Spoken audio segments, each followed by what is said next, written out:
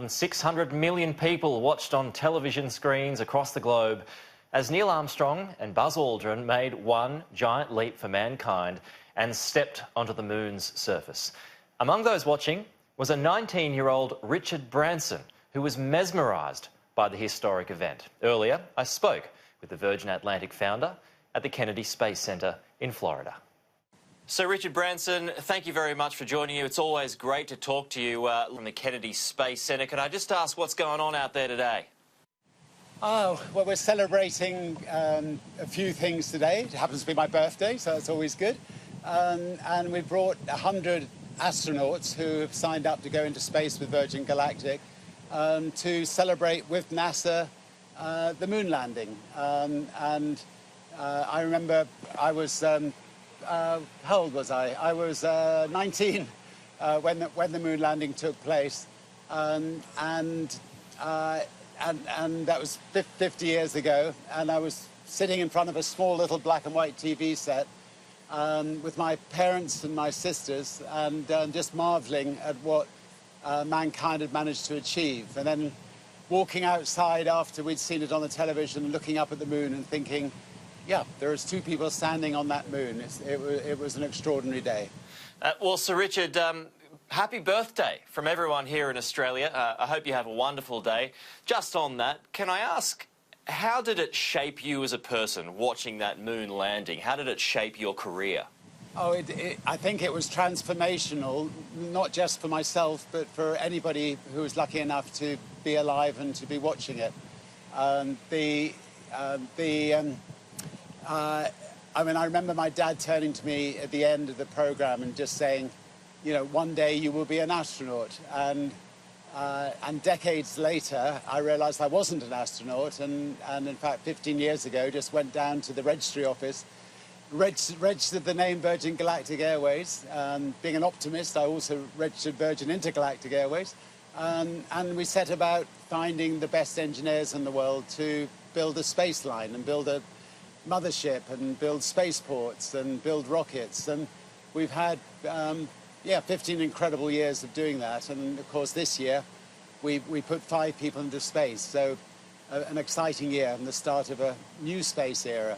So that moon landing was really the genesis of Virgin Galactic?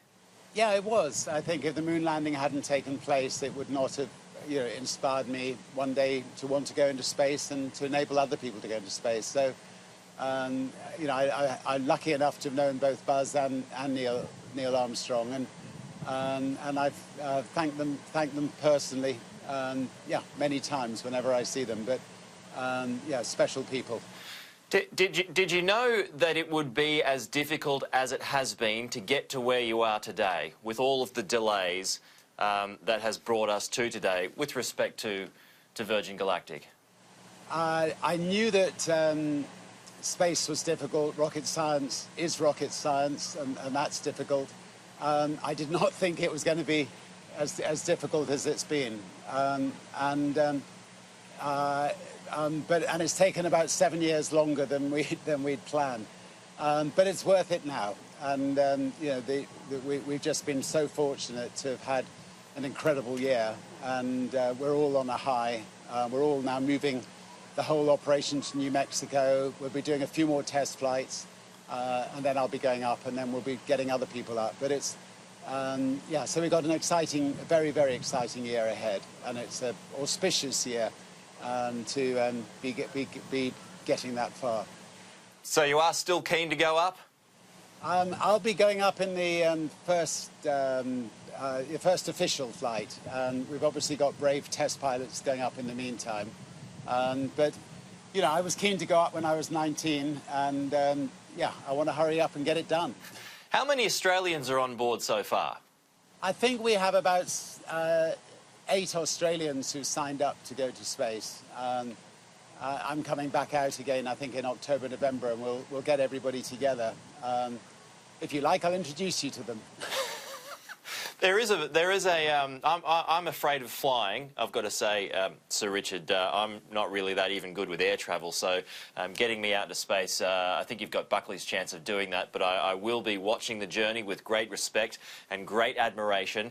It's about $250,000 a ticket to get out to space, which is well beyond my means. It's well beyond most people, for that matter. Do you see that changing going forward, that price?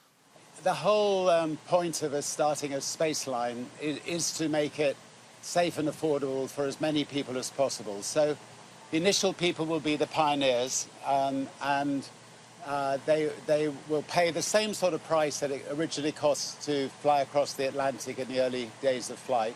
And then the price will come down and down in the years to come. So the more spaceships we can build, the more we can bring the price down. So hopefully one day, even if it's not yourself who's afraid of flying, we'll get a lot of, the vast majority of people watching this program, I think, would love to become astronauts and would love to go to space, and we'll do our best to accommodate them. Sir Richard Branson, it is always great to talk to you. I hope you have a great day.